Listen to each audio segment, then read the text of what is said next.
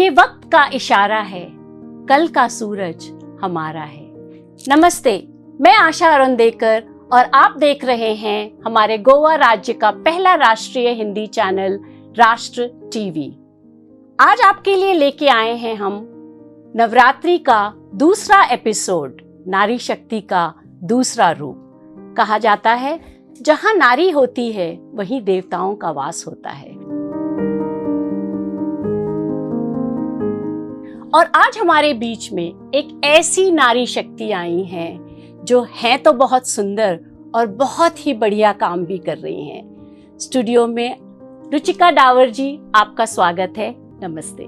धन्यवाद आशा जी आपकी इस खूबसूरत भूमिका के लिए। धन्यवाद राष्ट्र टीवी का मुझे यहाँ पर आमंत्रित करने के लिए। तो रुचिका जी, हम चलते हैं आपके बचपन में। आप कैसी थी? मतलब आप आज स्टेज की सरताज हैं, तो आप शर्मीली थी या बहुत शैतान थी या आपको स्टेज पसंद था? बिल्कुल एकदम धाकड़ से किस्म की बच्ची थी, किस तरह की आप थी? तो आशा, मैं जैसी आज हूँ मैं बचपन में भी बिल्कुल वैसी ही थी। और शायद यही एक कारण है कि मैं अपने जो मैंने अंततः गत्वा जो ये एक कार्य चुना अपने लिए और मैं अपने कार्य क्षेत्र में सफल हुई। पर जब मैं बचपन में थी तो जो आज मेरी, जिसे आप कह सकते हैं कि शक्ति है, वो शायद उस समय मेरी असफलता थी। क्योंकि जब आप एक स्कूल में हो, आप एक छात्र हो और आप एक ऐसे छात्र हो जो बहुत बोलता हो, जो काबू में ना आता हो, तो माँ बाप के लिए निश्चय ही एक बहुत ही वो वेदना का विषय होता है। और सेकंड सैटरडे हर महीने के दूसरे शनिवार जो पेरेंट्स टीचर मीटिंग होती थी, मेरे माता पिता वहाँ जाने से बहुत घबराते थे। क्योंकि जो हमारी टीचर्स थी, जो हमारे शिक्षक थे, वो हमारे माता पिता को बहुत शिकायतें लगाते थे कि ये लड़की हमारे बस में नहीं है, ये बोलती बहुत है, ये बिल्कुल गलत समय पे क्लास में गलत मजाक करती है और एक सीरियस मौके पे अचानक से लोग हंस पड़ते हैं, तो इस लड़की में जो है अनुशासन की कमी है। और आज मेरा मन करता है वापस स्कूल जाने का और वापस अपने शिक्षकों से मिलने का। शायद हम सबका ये मन करता है। सही। तो आप ये बताइए, एक बातूनी लड़की से, एक बातूनी कन्या से, क्या आपको स्टेज बहुत पसंद था? ये स्टेज तक का सफर, वो कौन सा क्षण था जब आपको लगा नहीं, मुझे लोगों के सामने होना चाहिए, जो ये मेरे बात करने की कला है मैं इसका इस्तेमाल करूं और इसको एक प्रोफेशन बनाऊं? ये कब और कैसे हुआ? तो आशा, मैं शुरू से मस्खरी थी और जब आप शुरू से मस्खरे होते हैं तो ज्यादातर आपके अपने हृदय में इसको एक प्रोफेशन या एक व्यवसाय बनाने का ख्याल नहीं आता है। आपका वो जो गुण है वो दूसरे लोग पहचानते हैं। और मेरे साथ भी ऐसे ही हुआ। मुझे कोई खास ललक नहीं थी कि मैं मंच पे जाऊं, लेकिन क्योंकि मैं बोलने में अच्छी थी, बेबाक थी, तो मुझे मौके मिलते रहते थे स्कूल में ही। कभी डिबेट में, कभी वन एक्ट प्ले में कुछ रोल कर दिया। करते करते कॉलेज में आ गए। तो कॉलेज में आके भी बस मैं बोलने वाली थी तो मुझे अपने आप ही मौके मिलने लगे। लोग आने लगे कि एक छोटा सा कार्यक्रम है, क्या आप मंच संचालन करेंगी? फिर दिल्ली में उस समय मेरी पढ़ाई लिखाई, मेरा बचपन जो है वो दिल्ली में गुजरा है। तो दिल्ली में उस समय केबल टीवी का और एक सैटेलाइट टीवी का एक बिल्कुल नया दौर चालू हुआ।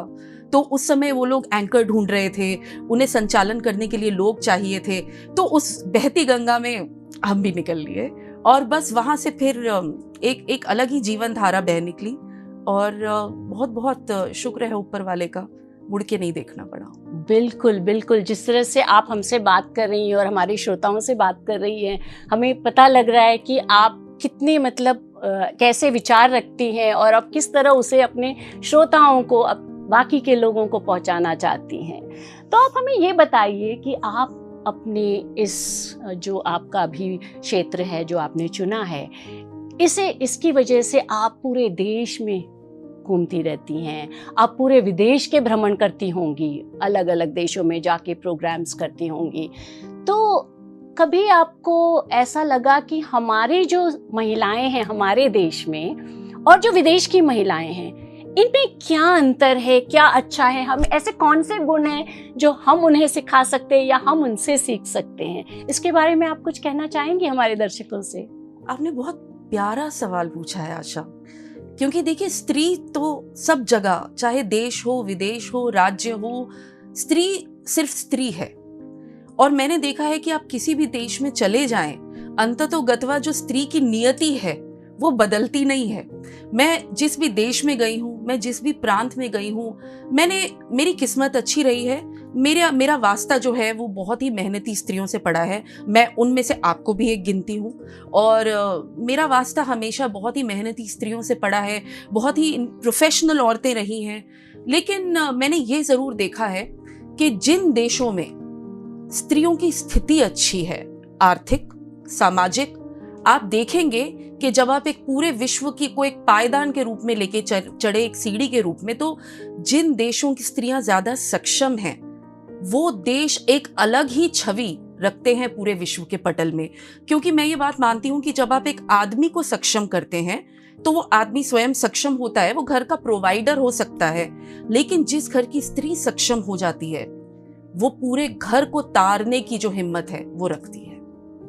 बिल्कुल बिल्कुल सही कहा आपने, क्योंकि ये एक ऐसा सफर है जिसमें स्त्री और पुरुष को साथ मिलके आगे बढ़ना चाहिए और हमें पुरुषों का साथ लेना ही चाहिए, तभी हम स्त्रियां और आगे बढ़ सकती हैं। जी बिल्कुल। लेकिन मैं ये जरूर कहना चाहूंगी, मैंने जहां तक देखा है और मैं बहुत घूमी हूँ अपने काम के लिए, भारतीय स्त्रियों से ज्यादा सुंदर कोई नहीं है। हमारे देश में बहुत खूबसूरती है आशा, सही बहुत कहा, खूबसूरत सही कहा। मतलब सौंदर्य भी है और श्रृंगार भी बिल्कुल, बहुत है। बिल्कुल। बिल्कुल, जैसे आप इतनी खूबसूरत लग रही हैं जैसे आज। आप और जैसे राष्ट्र टीवी की हर दर्शक महिला। जी बिल्कुल। अच्छा, आप जैसे कि अभी हमने कहा कि आप इतना भ्रमण करती हैं देश विदेश में, तो आप ज़्यादातर तो अपने काम के सिलसिले में बाहर रहती होंगी घर से, तो आपको परिवार से क्या वो सहायता मिलती है जो आप उनसे उम्मीद करते हैं, या उससे ज़्यादा मिलती है या उससे कम मिलती है? और एक बात मैं उसमें जोड़ना चाहूँगी, आप इतना बातूनी है तो आपके ज़रूर बहुत सारे दोस्त सहेलियाँ भी होंगी, तो आप उनके लिए कैसे वक्त निकाल लेती हैं? तो जैसा मैंने आपसे बिल्कुल इस परिचय की शुरुआत में कहा कि मुझ में कोई खास ललक नहीं थी कि मैं रंगमंच की एक दुनिया में जाऊं या मैं स्टेज पर अपना कुछ नाम बनाऊं, वो अपने आप हुआ। और अगर मुझ में इस चीज़ की बहुत ज़्यादा महत्वाकांक्षा होती तो शायद मैं दिल्ली ना छोड़ती, शायद दिल्ली छोड़ती तो मुंबई चली जाती। गोवा जैसे एक खूबसूरत, शांत, और जिसे आप कहेंगे कि जब पूरा विश्व जो है एक दौड़ में लगा है, तो गोवा दौड़ नहीं रहा है। गोवा बिल्कुल एक अपनी स्पीड पे अपने मज़े में चल रहा है। शायद मैं गोवा ना आती। तो वो महत्वाकांक्षा की कमी थी मुझ में। इसीलिए जिसे आप वर्क लाइफ बैलेंस कहते हैं वो बनाने में मुझे ज़्यादा कठिनाई नहीं होती। हमारा जो कार्य है आशा जी, जो आप स्टेज वर्क कहेंगे या जो आप एक कलाकार का जीवन कहेंगे, इसके कुछ नुकसान हैं। पहला तो सबसे बड़ा नुकसान ये है कि जो आपको एक नौकरी में जो एक स्थायित्व की जो एक अनुभूति होती है, वो इस कार्य में वो स्थायित्व नहीं है। कभी काम है, कभी नहीं है। लेकिन जब काम नहीं होता तो उसको उस समय के सदुपयोग के लिए बहुत रास्ते हैं। एक तो होता है दोस्तों से मिलना, सहेलियों से मिलना, हंसना बोलना, कुछ समय अच्छे से बिता लेना, परिवार के साथ समय बिताना। उस समय मैं कोशिश करती हूँ मैं कुछ नया सीखूं, तो ये सब करने के लिए समय बहुत मिलता है। जहाँ तक रही परिवार के सहयोग की बात, तो मुझे भरपूर सहयोग मिला है। विवाह से पहले भी, विवाह के बाद भी। सहयोग दो तरह से होता है कि एक तो लोग आगे बढ़ के आपके काम में आपको प्रोत्साहन दें और आपके लिए जो बन पड़ता है वो करें। सहयोग परिवार एक दूसरे तरीके से भी दे सकता है कि आप जो कर रहे हैं, ये खासकर मैं स्त्रियों के लिए बोलूंगी, सहयोग परिवार एक दूसरे तरीके से भी दे सकता है कि जो आप कर रहे हैं आपको रोके ना, आपका हाथ ना पकड़े। ये प्रतीकात्मक सहयोग भी बहुत बड़ा होता है। और मेरे परिवार में कभी किसी ने मेरा हाथ नहीं पकड़ा, मेरे पाँव नहीं जकड़े। मैंने जो करना चाहा मुझे उड़ने दिया, मुझे उड़ान के लिए एक स्वच्छंद आसमान दिया, और मैं उस चीज़ के लिए बहुत आभारी हूँ। मुझे लगता है कि एक सक्षम होने के लिए, आपने ये बात बिल्कुल सही कही थी कि स्त्री और पुरुष को साथ साथ चलना है। और मुझे लगता है कि स्वच्छंद होने के लिए आपको आपके परिवार का, पुरुषों का, स्त्रियों का, सास का, माता का, पति का, भाई का, पिता का, हर किसी के सहयोग और प्रोत्साहन की आवश्यकता है। जी बिल्कुल।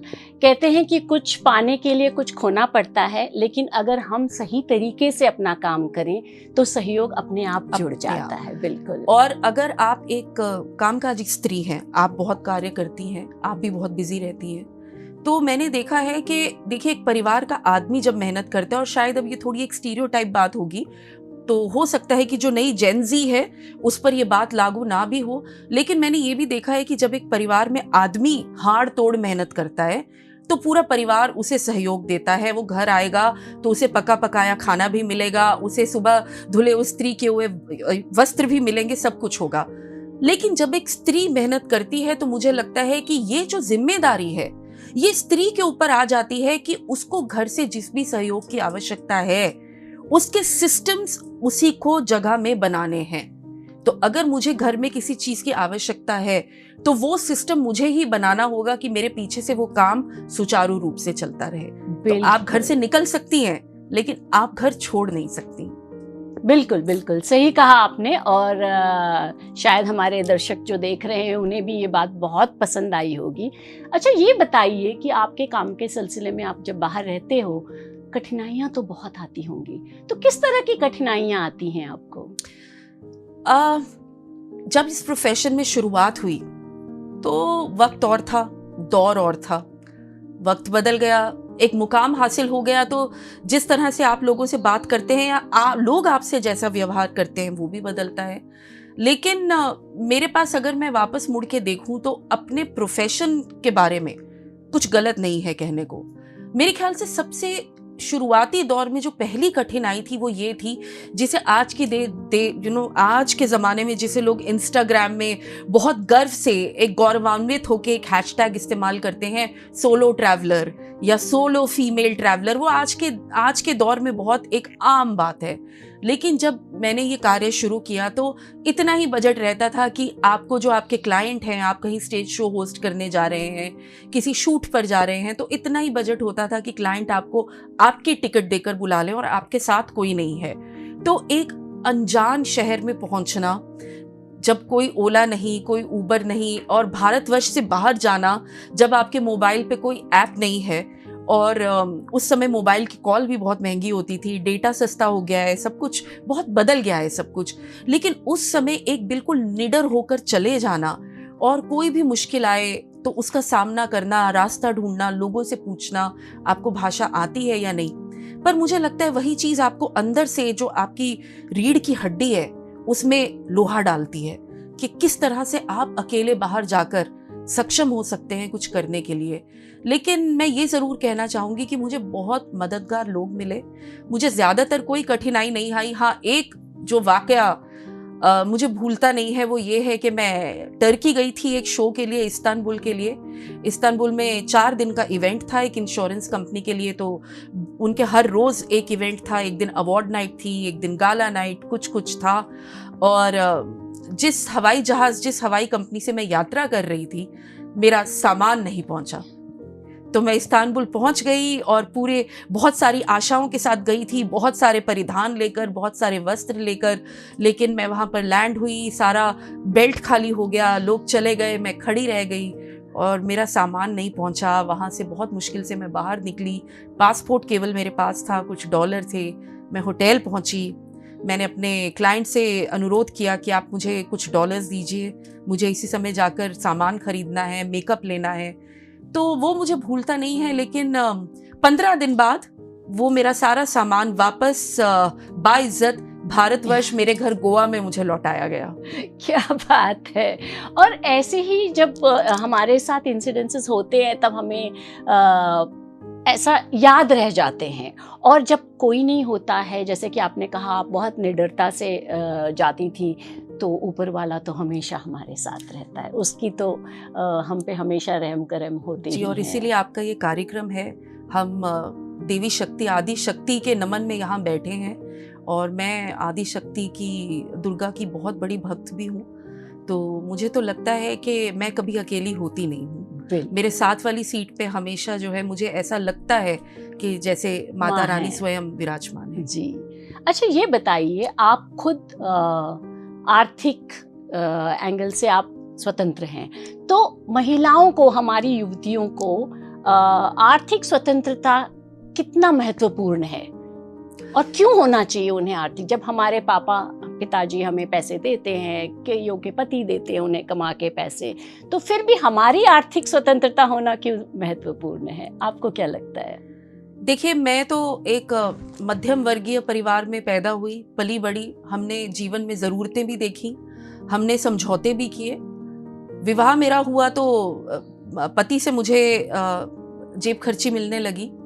लेकिन आपने जो ये सवाल पूछा है, मैं आपको सच बताऊं आशा, तो जो मेरा इतने वर्षों का जो अनुभव का जो निचोड़ रहा है, और मैंने बहुत बड़ी बड़ी जो शादियां हैं वहाँ पर मंच संचालन किए हैं संगीतों के, और आप जानती हैं कि भारतवर्ष में बिग फैट इंडियन वेडिंग्स के जो बजट हैं वो कहाँ से शुरू होते हैं। तो मुझे मौका मिलता है कि मैं उन परिवारों को भी बहुत करीब से देखूं और उनसे सीखूं, उनसे समझूं। और अगर ये बात आप भारतवर्ष के किसी उच्चतम वर्ग के, किसी एक इंडस्ट्रियलिस्ट परिवार की पुत्री से भी पूछेंगी तो वो भी आपसे कहेगी कि ना पति से पैसे लेना अच्छा लगता है, ना पिता से पैसे लेना अच्छा लगता है। वो आपकी विरासत है, जो आपको मिले वो आपकी किस्मत है। लेकिन स्त्री हो या पुरुष, आज हम उस दौर में हैं जहाँ पे हर किसी का सक्षम होना, पैसों को लेकर स्वयं सिद्ध होना बहुत जरूरी है, क्योंकि पैसा आप में एक निडरता पैदा करता है कि आप अपने लिए सही फैसले ले सके। जब आप उन फैसलों को लेने के लिए, उस पैसे के लिए जब आप किसी और पर निर्भर हो, तो आप अपने लिए कभी भी जीवन में निडर साहसिक फैसले नहीं ले सकते। पैसा जरूरी नहीं है, लेकिन पैसे का कवच, आप समझिए कि आप कर्ण हैं, पैसा आपके कुंडल हैं, आपका कवच है। आपका जीवन में जो नियति है, जिस तरह से कर्ण को अपनी नियति झेलनी पड़ी, आपको भी झेलनी ही पड़ेगी। पैसा आपको हर चीज से बचा नहीं सकता, लेकिन पैसा आपको वो हिम्मत दे सकता है कि आप काफी हद तक किसी भी तरह की प्रताड़ना से बच सकें। और प्रताड़ना केवल शारीरिक नहीं होती, जैसे जैसे हम उच्चतम परिवारों की ओर बढ़ते हैं तो मैंने बहुत देखा है प्रताड़ना मानसिक भी होती है। तो पैसा आपको वो अंदर से संबल देता है कि जब पानी बिल्कुल सर पर आ जाए, अगर खासकर आप एक ऐसी स्त्री हैं कि आपके पास बच्चे भी हैं, तो आपको अपने लिए ही नहीं, अपने से जुड़े बच्चों के लिए भी आपको फैसला लेना है। तो मुझे लगता है कि पैसे के मामले में हर किसी का सक्षम होना और हर किसी का आत्मनिर्भर होना आज के ज़माने में, जिसे आप अंग्रेजी में बॉटम लाइन कहते हैं, वो है। बिल्कुल। और आजकल की युवतियां तो कहती हैं हमारा पैसा हमारा है और बाकियों का भी पैसा, हमारे पतियों का भी पैसा हमारा है। मैं इस बात से तारुफ नहीं रखती, बिल्कुल नहीं रखती। और जो मेरी आजकल की युवतियां ये बात कहती हैं, मुझे लगता है कि वक्त जो है, वो कहते हैं karma is a great equaliser, balance of scales जिंदगी में एक चीज है, तुला। वो तुला कहीं ना कहीं जीवन में एक बार सम जाकर जरूर बैठता है। अगर आपका पैसा आपका है तो उनका पैसा भी उन्हीं का है। और मैं हमेशा ये बात मानती हूँ कि वो वक्त और थे आशा, जब हमारे घरों में केवल हमारे पिता कमाते थे और एक आदमी की कमाई से पूरे परिवार का भरण पोषण हो जाता था और बच्चों की शादियां भी हो जाती थी। वो दौर नहीं रहे। और आज के ज़माने में एक आदमी से ये उम्मीद भी करना कि वो पूरे परिवार का भरण पोषण भी करे, वो बच्चे भी बड़े करे, आपको अच्छे से अच्छा लाइफस्टाइल दे, आपको भी एक महंगा मोबाइल फ़ोन दे, आपके बच्चों को भी, तो मुझे लगता है कि ये उस आदमी को कोलू का बैल बनाने के बराबर है। शौक बड़ी चीज़ है। आपके माता पिता ने जितनी पढ़ाई पे, आपकी पढ़ाई पे खर्चा किया, उतनी ही आपके भाई की पढ़ाई पे खर्चा किया, तो अपने शौक पूरे करने में आप भी सक्षम हैं। बिल्कुल बिल्कुल सही कहा रुचिका जी। अच्छा, ये बताइए, लोगों को तो लगता होगा रुचिका जी इतनी सुंदर हैं, बन ठन के, इतना अच्छे से कपड़े पहन के, मेकअप करके आप स्टेज पे जाते हो, प्रोग्राम्स करते हो, लेकिन लोग ये नहीं जानते, जनता ये नहीं जानती कि उसके पीछे कितनी मेहनत होती है। तो आप इसके बारे में हमारे श्रोताओं को कुछ बताइए। सबसे पहले तो मैं ये बताना चाहूँगी कि मैं अपने, अब मेरा जो पूरा एक प्रोफेशन है, जो मेरा एक प्रोफेशन का इकोसिस्टम आप दायरा कहेंगे, मैं शायद पूरे भारतवर्ष के उन गिनी चुनी मंच संचालिकाओं में से हूँ, एंकर्स में से हूँ, होस्ट्स में से हूँ या कलाकारों में से जो अपनी फिजिकल फिटनेस पर बहुत ज़्यादा ध्यान नहीं देते हैं। और मैं शुरू से गोलू मोलू थी, मैं आज भी वैसी हूँ और मुझे लगता है कोई बात नहीं, भगवान की कृपा से मैं एक ऐसे व्यवसाय में हूँ जहाँ पे मैं जैसे बोलती हूँ उसकी कद्र है, लेकिन खर्चा बहुत है, बहुत है। और मुझे तो लगता है कि मैं कुछ जोड़ नहीं पाती क्योंकि मुझे वेशभूषाओं और परिधानों का शौक भी है, मेकअप, लुक, हर चीज़ का एक खर्चा भी है। लेकिन मुझे लगता है उससे भी ज़्यादा जो मेहनत है आशा, वो मेहनत है अपने आप को कंटेम्प्रेरी रख पाने की, कि बदलते परिवेश के साथ भी, बदलते समय के साथ भी अपने आप को रेलेवेंट रखना एक आर्टिस्ट के जीवन की सबसे बड़ी जद्दोजहद है। कई आर्टिस्ट फिजिकल फिटनेस की ओर जाते हैं, वो अपने आप को फिजिकली ग्रूम और फिट करके रेलेवेंट रखने की कोशिश करते हैं, तो आप कहेंगे अरे ये तो एंटी एजिंग में आ गया, ये तो एजलेस है, देखिए क्या लग रहे हैं। कुछ कलाकार ऐसे होते हैं जो अपनी शख्सियत को घुमाव देने की कोशिश करते हैं। मुझे लगता है मैं शायद उस दूसरे वाले खंड में आती हूँ। पर सबसे ज़्यादा जो मेहनत है आशा, वो है आपके जीवन में जो भी उस क्षण में घटित हो रहा है, और बहुत जद्दोजहद आती है और मानसिक तनाव के दौर होते हैं। जीवन सबका एक जैसा है, चाहे आप कलाकार हो, चाहे आप नौकरी पेशा हो, चाहे आप एक उद्यमी या व्यवसायी हो। टेंशन का समय और एक मानसिक अवसाद का जो दौर है वो सबके जीवन में आता है। सबसे बड़ी जो मुझे लगता है संघर्ष है, जो सबसे बड़ा, वो है कि जब आप उस मंच पे खड़े हो तो आपके चेहरे पर वो अवसाद ना दिखे, बिकॉज जैसे अंग्रेजी में कहते हैं you are in the business of making people smile. तो अपने चेहरे पे शिकन ना आने देना और the show must go on, ये इतना आसान नहीं है जितना लोग समझते हैं, मैं ये कहूँगी। अच्छा, आप एक बात बताइए, आप इतने सारे महत्वपूर्ण लोगों, नामी लोगों से मिलती हैं, उनसे बात करती हैं, तो आपको क्या लगता है ये जो खास लोग होते हैं, और आपने आम लोग भी देखे हैं, आम जनता भी देखी, तो इनको क्या, वो कौन सा इंग्रेडिएंट है जो इन्हें खास बनाता है, आम से एक अलग? अगर ये सवाल आप मुझसे 10 साल पहले पूछती तो मेरा जवाब और होता, क्योंकि तब सोशल मीडिया नहीं था। आज की डेट में मैं जिन तरह के लोगों से मिलती हूँ उसमें 2 वर्ग के लोग आते हैं। एक उस वर्ग के लोग हैं आशा, जिन्होंने अपनी जिंदगी के उस मुकाम पे पहुंचने के लिए वाकई बहुत कुछ किया है। तो आप ये कहेंगे कि वो अपने अपने जो भी उनके क्षेत्र हैं, चाहे वो व्यवसायी हो, बड़े बड़े आर्टिस्ट हो। मुझे मौका मिला है क्योंकि मैं इफ़ी की एंकर रही हूँ, बहुत सारे फिल्म फेस्टिवल्स की मैं लाइव एंकर रही हूँ, रेड कार्पेट एंकर रही हूँ।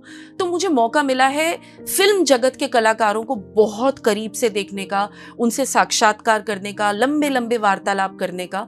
तो मैंने उनसे बहुत कुछ सीखा है। और शायद उस मामले में जैसे आप वो स्पंज देखते हैं, मैं बिल्कुल उस तरह से हूँ। मैं बहुत कुछ एब्जॉर्ब करती चली जाती हूँ, उनसे बहुत ग्रहण करती हूँ, उनकी ऊर्जा भी।